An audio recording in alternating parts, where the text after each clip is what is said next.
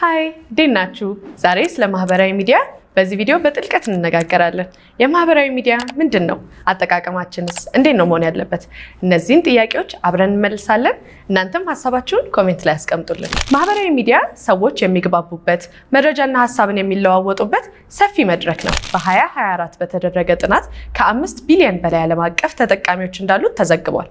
በሀገራችንም ከ7 ሚሊዮን በላይ የማህበራዊ ሚዲያ ተጠቃሚዎች እንዳሉ መረጃዎች ያሳያሉ። እኔም ይህንን መረጃ በቀላሉ ያገኘሁት ከሶሻል ሚዲያ ላይ ነው። ሶሻል ሚዲያ ታዲያ ብዙ መድረኮች ላይ በተለያዩ ቅርጾች ይመጣል።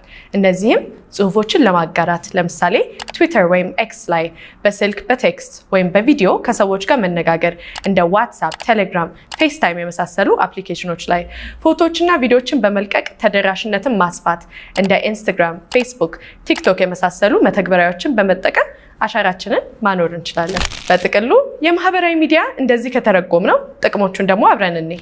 አሁን ባለንበት በዲጂታል እጅግ በጣም በተሳሰረ ዓለም ውስጥ የማህበራዊ ሚዲያ ትልቅ ሚና በአኗኗራችን ላይ ይጫወታል።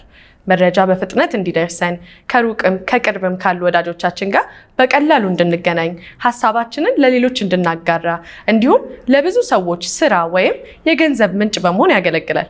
እነዚህና ሌሎች ብዙ እድሎች የሶሻል ሚዲያ ተጠቃሚ በመሆን እናገኛለን።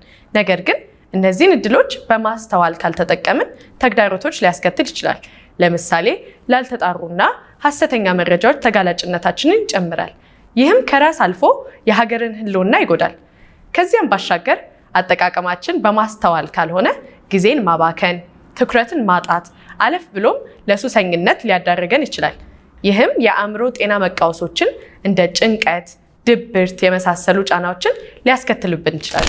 ስለዚህ ሁሌ በማስተዋል የምናገኛቸውን መረጃዎች በማጣራት ሌሎችን በማክበር ባለመሳደብ ሐሰተኛ ወሬዎችን ባለማሰራጨት የማህበራዊ ሚዲያ መጥፎ ተጽዕኖዎችን መቀነስና ጥሩና አስተማሪ አሻራዎችን ማኖር እንችላለን። ከመጨረሳችን በፊት ግን አንድ የሚያሸልም ጥያቄ እንጠይቃችሁ።